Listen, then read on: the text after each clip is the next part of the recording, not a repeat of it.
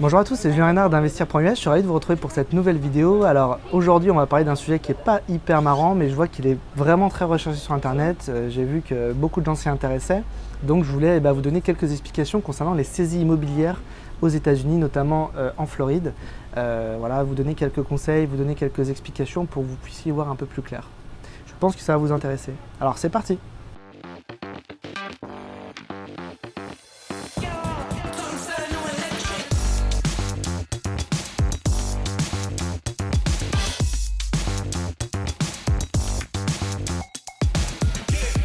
Alors la première chose qu'il faut savoir, c'est qu'il y a différents types de saisies immobilières aux États-Unis. Je peux vous en citer quelques-unes. Le premier type de saisie le plus commun, c'est la saisie par la banque. Et dans ce cas-là, vous avez un défaut de paiement sur le remboursement de votre crédit et donc au bout d'une certaine période, la banque décide de vous saisir le bien. Alors il y a différentes étapes, je ne vais pas rentrer trop dans le détail avant que ça soit saisi, mais en tout cas la conséquence de ça, c'est évidemment que ça soit saisi. Donc après, la banque a un service qu'on appelle REO, Real Estate Own, et donc elle a ses propres agents ou des agents partenaires qui s'occupent du parc immobilier qui est saisi pour derrière le valoriser au maximum et le revendre. Ça peut être des très bonnes sources bien sûr pour faire de bonnes affaires, puisque la banque n'a pas du tout vocation à faire agence immobilière et à garder de l'immobilier, elle déteste ça. Donc c'est généralement des bonnes affaires à saisir, mais il faut avoir un peu de réseau, tomber sur la bonne opportunité, le bon bien, pour pouvoir faire une affaire avec une grande banque et du coup se porter acquéreur. Deuxième type de saisie classique, c'est également les saisies de la part d'une administration. Ça peut notamment être le comté, parce qu'il y a un défaut de taxe foncière, parce que vous n'avez pas payé ce qu'on appelle un assessment, c'est-à-dire que le trottoir devant chez vous est refait devant votre maison, donc vous êtes tenu de payer une partie de la construction ou de la rénovation. La ville en paye une partie, mais vous, en tant que résident de la rue, vous devez en payer une partie. Vous n'avez pas payé ça, donc ça, c'est une des causes notamment d'une saisie. Et donc, le bien peut être mis aux enchères sur le site du comté en question. Et donc, vous pouvez participer à l'enchère et acquérir le bien de par ce fait. Pas du tout évident, c'est vraiment très compétitif. Il y a souvent très peu de biens. Bon là en ce moment en plus, vu qu'on est en pleine période de Covid, ce genre de saisie n'a pas pu avoir lieu depuis environ un an, donc il y a très peu de biens disponibles. Mais c'est évidemment souvent des belles affaires. En tout cas, il faut faire beaucoup de vérifications avant de travailler sur une saisie immobilière, ça c'est ce que je veux vous dire.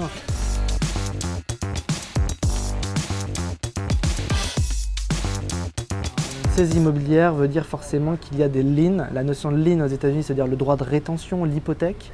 Et donc, c'est-à-dire qu'il y a tout un tas de parties prenantes qui ont gagé la maison. Et donc, vous pouvez reprendre une maison avec des gages et donc devoir de l'argent à des gens, puisque vous devenez propriétaire d'un bien qui a des gages. Donc, il faut se renseigner avant d'acheter quoi que ce soit, évidemment, sur ces liens.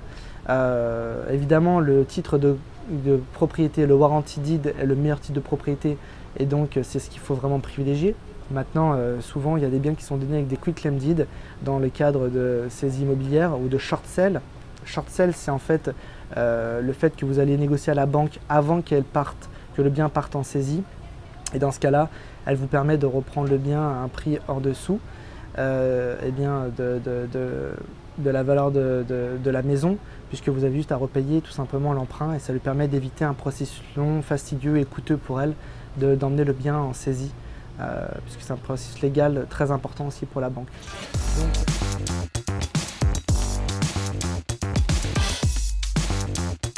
Donc voilà un petit peu ce que je peux vous donner comme éclaircissement. C'est un sujet qui est vaste, qui est complexe, qui nécessite de se pencher bien sûr sur ces questions-là. Ce sont de belles opportunités, mais c'est très rare. Souvent ça se passe hors marché. Il ne faut pas rêver quand on est investisseur, qu'on vient de l'étranger ou qu'on recherche bien sûr à faire la meilleure affaire. Ça, c'est pas ce qui est très commun. Déjà, c'est évidemment pas très commun de se faire saisir un bien. Donc il y a très peu de biens qui sont disponibles. Et puis chaque type de saisie a son propre canal entre guillemets de distribution et souvent ses propres contacts pour pouvoir faire l'affaire. En tout cas, ce qu'il faut comprendre, c'est qu'il faut à chaque fois faire une recherche profonde sur le titre, donc payer quelqu'un pour faire la recherche, un avocat, un notaire, pour qu'il vous donne tout l'historique sur le titre et qu'il vous montre exactement les dettes qu'il y a sur la maison. Ça, c'est quand même très important à comprendre. Et puis, bien sûr, ce sont des transactions qui sont toujours beaucoup moins conventionnelles qu'une transaction classique d'aller acheter un bien sur le marché. Donc il faut faire très attention au moment de la transaction, à ne rien avoir oublié pour bien être sûr d'être propriétaire, d'être plein propriétaire de ce bien, évidemment. Également en Floride, il y a beaucoup de communautés, que ce soit des appartements dans des bâtiments type condominium ou même des communautés de maisons.